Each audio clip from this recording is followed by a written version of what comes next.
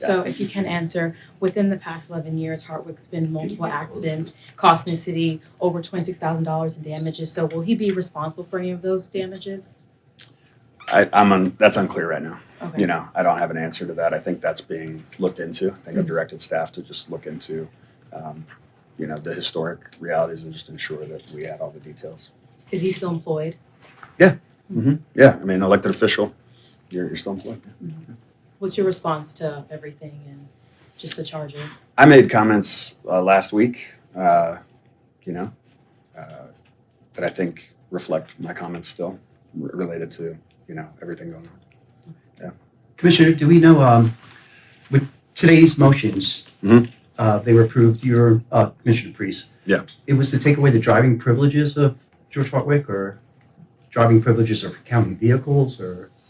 The resolution you can read. I think we made it public, but it's ultimately what we're establishing is just a desire for vehicle privileges to be, revoked for the purpose of public safety and for the purpose of, ensuring that county property, is cared for. At the same time, I just want to emphasize that mileage reimbursement is still something that all three county commissioners have access to. Commissioner Douglas. Yes. Has Commissioner Hartwick shown up to work at any point in the past 2 weeks? Not that I'm aware of. Do we know where he is currently? I do not. Are you prepared to take on the responsibilities that were originally a part of Hartwick's career? I know he's still working here, but some of those duties have been revoked since the incident took place. Commissioner Pries and I have both taken on added responsibilities given the circumstances. Part of what was on the agenda today were 2 boards that I will now sit on. Previously, I did have oversight of conservation prior to this calendar year, so I'm familiar with that board, and I'll have to familiarize myself with the HATS board. Is Commissioner Hartwick still receiving his salary, given that we don't know if he's been to work in 2 weeks? My understanding is yes. And the funds covering the damages, will they come from taxpayer dollars or insurance? I think that's unclear right now. I think obviously that's a process, but we'll be monitoring it. What's your take on Hartwick not attending these recent meetings? My take is that I hope he's getting the help that he needs, and that he's in the process of recovering. That's my sincere hope. Are there any preliminary topics relating to Hartwick that could be found on next week's agenda as of right now, or next week still in the planning phase? I'm not certain at this point.